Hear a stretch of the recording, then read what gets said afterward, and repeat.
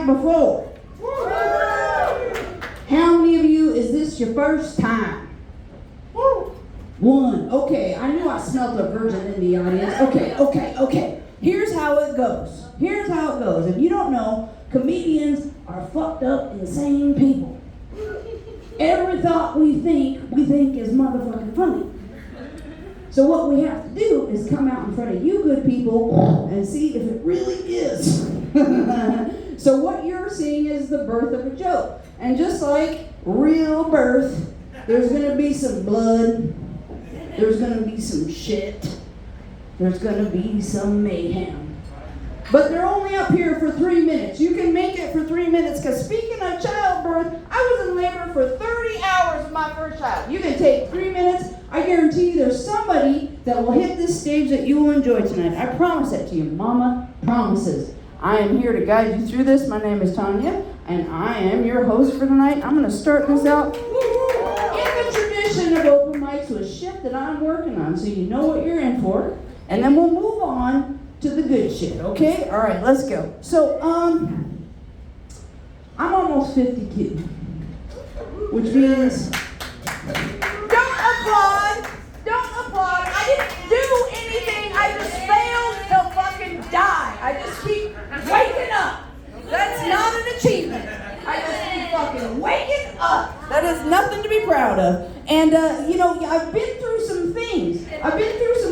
Shit doesn't work the way it used to. I don't know what it's like for the rest of y'all, but when you're younger and you do a little tootie, when you're alone, and you kind of like, they used to call it savor your own flavor. You kind of almost like it. Yeah, I made that. Little bit proud. You get a little bit older, you have some things happen. I have farts that are so severe that when I'm home alone, I go out my back door, take 3 steps, turn away from the door, do my business, shake my butt, cut the tail off, and then go inside. You're like, bitch, why are you telling me this stuff? It's important context. Because this winter, I was riding around in a truck with a friend of mine. An old truck. We've all been in old trucks. The heater doesn't really do much, but it'll keep you from freezing to death. And I said, how far are we from our destination? And he said, probably 20 minutes. I was like, you need to find somewhere to pull over. And he's like, why? You gotta pee? And I was like, no, I gotta fart. He's like I've never smelled a fart before. And I was like, you've not smelled this before. I promise you. Because I could have that. Because I don't know about, because I've reached this point too, like, I know when it's gonna be bad. There's like a weird heat, it's like a weird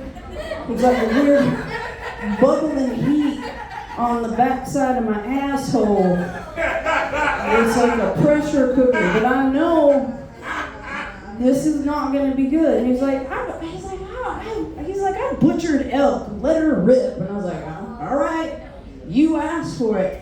10 seconds later, he has pulled over the car, jumped out, and is gagging and retching. Just tears running down his eyes. It's like, I feel I've been tased and tear gassed at the same time. For the love of God, how does it smell like a tire fire and rotten milk at the same time? Oh.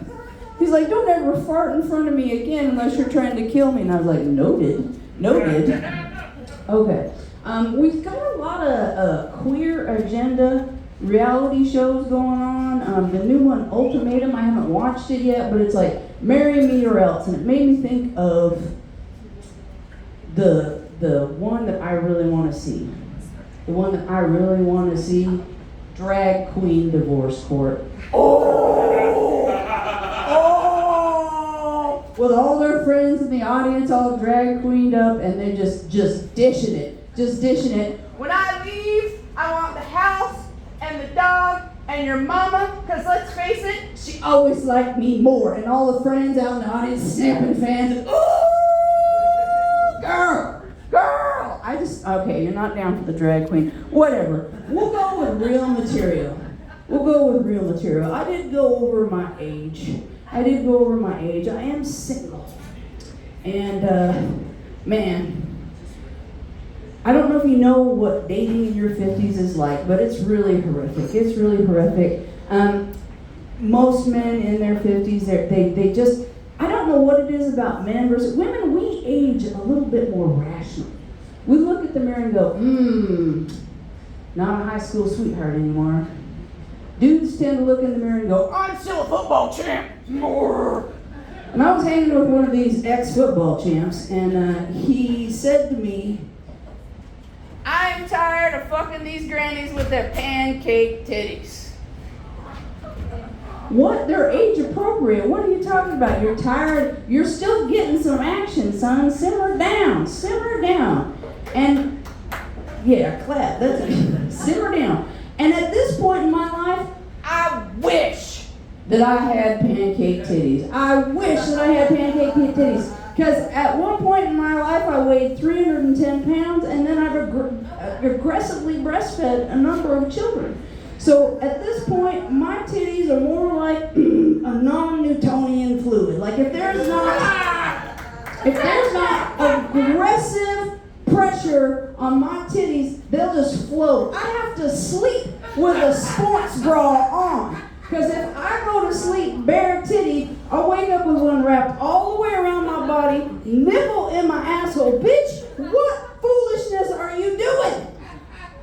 And then over the summer, I had this spicy little young friend of mine who's like, go out braless. That is a huge fashion trend now. Go out braless. I can't go out in public with these titties unfettered. They'll wander off and start booking tickets on Kayak. Most bitches my age lose titties to cancer. I'm going to lose one to curiosity and boredom. That is not acceptable. That is not acceptable. I think you guys are ready to go. Come on! You guys do better than that. All right. Next up is a little brother of mine that's moving away to Lansing, Michigan. We're going to miss him a lot. Give it up for Nico Luca! Britannia, everybody, come on. Give Britannia Co. So much, baby. Hour 7 posting comedy.